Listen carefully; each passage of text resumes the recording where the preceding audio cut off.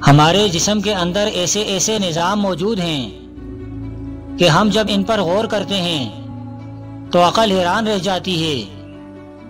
ہم میں سے ہر شخص 4,500 بیماریاں ساتھ لے کر پیدا ہوتا ہے۔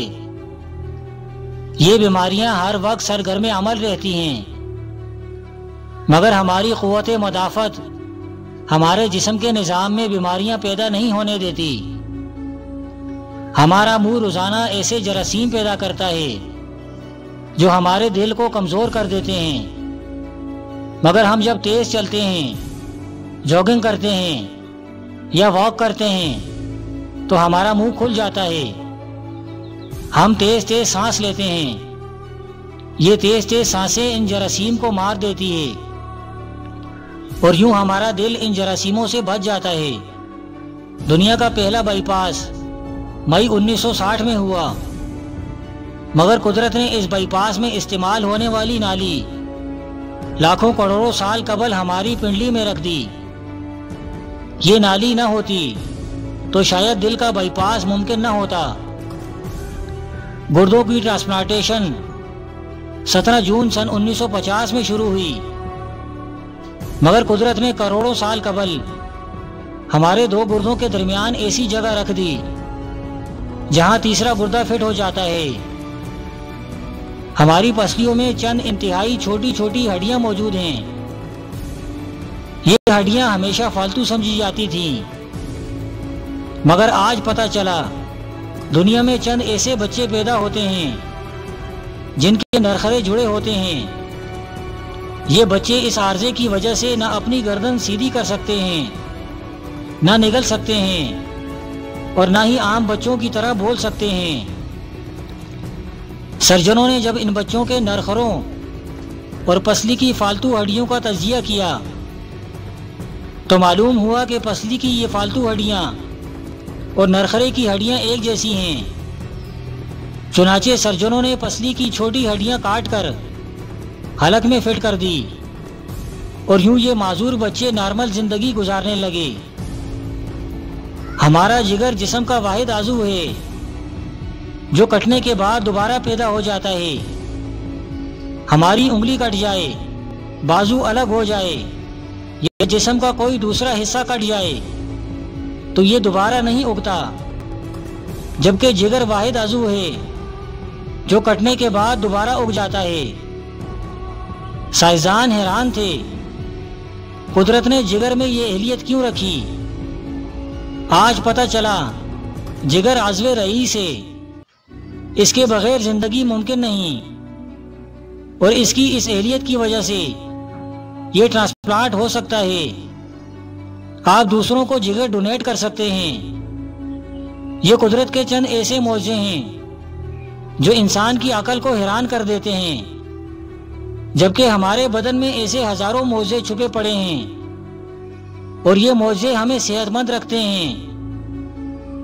ہم روزانہ سوتے ہیں، ہماری نیند موت کا ٹریلر ہوتی ہے۔ انسان کی اونگ، نیند، گہری نیند، بے ہوشی اور موت، پانچوں ایک ہی سلسلے کے مختلف مراحل ہیں۔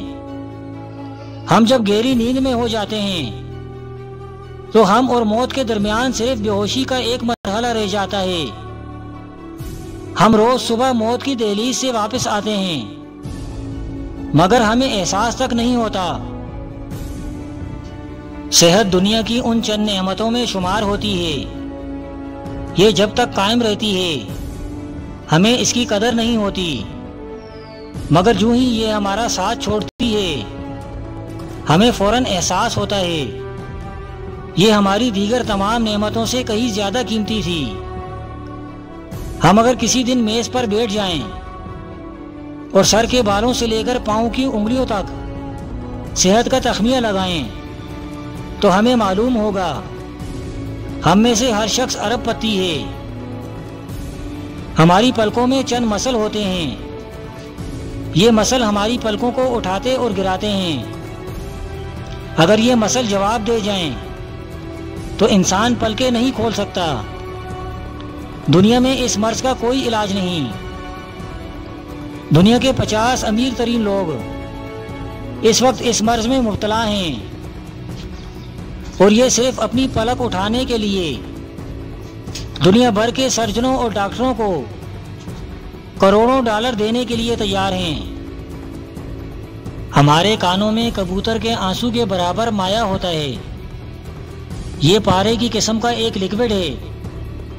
ہم اس مائع کی وجہ سے سیدھا چلتے ہیں۔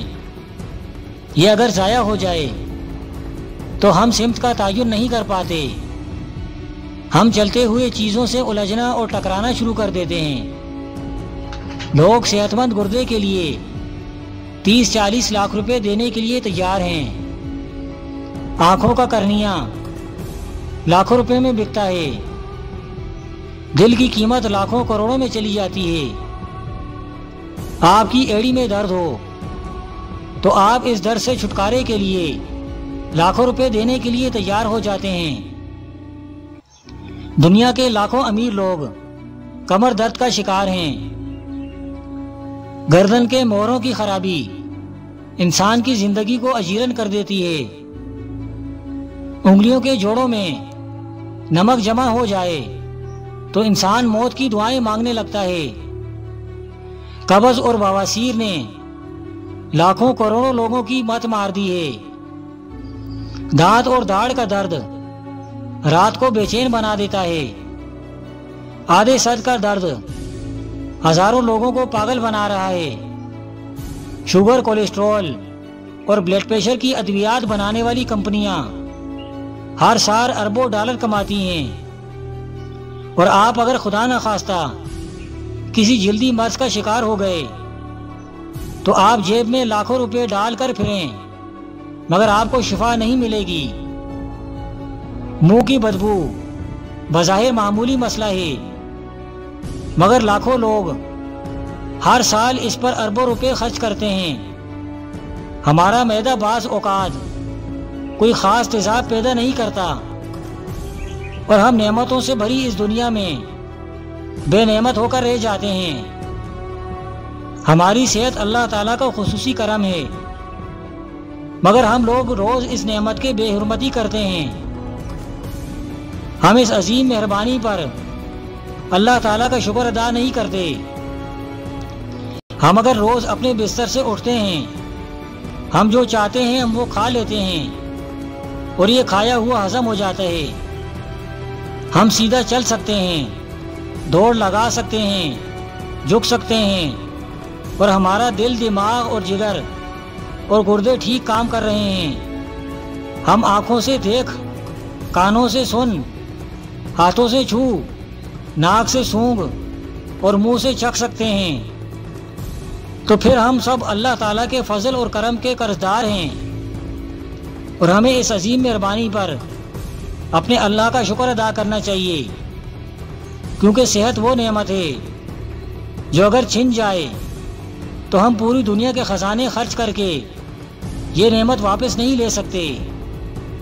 اس لیے رب کریم قرآن میں کہتے ہیں، اور تم اپنے رب کی کون کون سی نعمتوں کو جھٹلاؤ گے؟